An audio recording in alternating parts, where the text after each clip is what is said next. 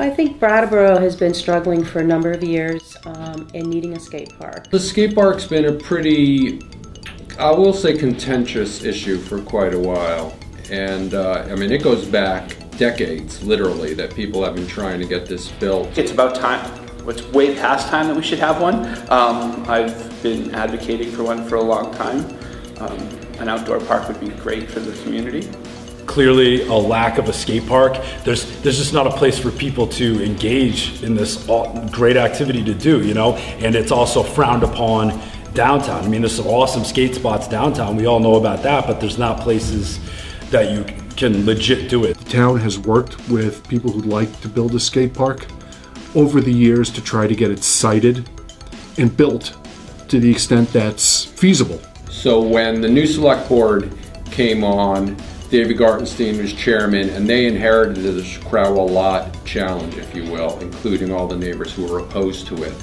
So once David Gartenstein was made chairman, he kind of slowed the process down, and he was the one who suggested that the select board put together this site selection committee. Again, there was a committee decision to initially identify sites, and Crowell was one of them. That was identified in years back, and going through that process the first time around, there were some concerns in that neighborhood that might not have been fully vetted when that site was determined. And so it was important, if you're going to put in a skate park and try to raise money in a neighborhood like that, that everybody buys in. There was a group of people in the community that were upset about the fact that it wasn't done in a way that other places have been done. When we've built any other facilities in the community, it's really been done in a, let's put a committee together to look at all of the options, look at feasibility, look at a plan, and try to find the best place for something. That was not done in that case. And it became a very, very divisive issue. People very upset about it, were concerned about damaging the character of the area, concerned about the trees and the like. So once David Gartenstein was made chairman, he kind of slowed the process down, and he was the one who suggested that the select board put together this site selection committee.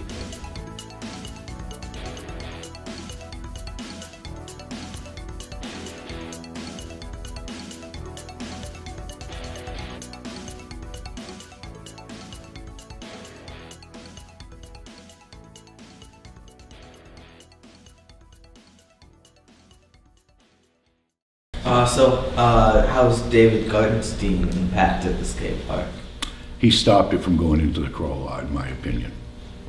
Yep, he had the power to do that. People around the neighborhood got a hold of him, and that was the end of that. As somebody who's been trying to get this in, and we had it, that was it. We were told this is it, put your committee together, let's go.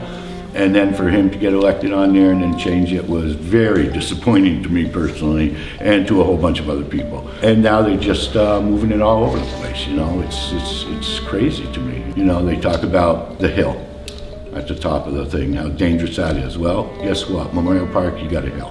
I was dumbfounded, to be honest with you, how the project just died and went away. We're up to a $350,000 project for 8,000 square feet. It just keeps going up more and more every time they delay. I think the biggest benefit, it's within Living Memorial Park. And as you can see, as you enter Living Memorial, you're going to go all the way. You're going to go past the swimming pool, past the skating facility, past the entrance to the upper ball field, and then wind yourself all the way to the top, where we call it the horseshoe curve. The centerpiece in the middle there that is kind of like a bowl effect. And that is the area that we would be putting the skate park in. Though this one seems to be the best. This one seems to be, I don't know if you know, but they were going to try to put it at the bottom of Living Memorial Park, and that didn't work out because of state regulations. So I will say that this site seems to be the best because it's away from neighbors. It's hard for me to say that it's the best place. I think it's the most feasible site right now, where it's most likely to get developed with the least amount of controversy.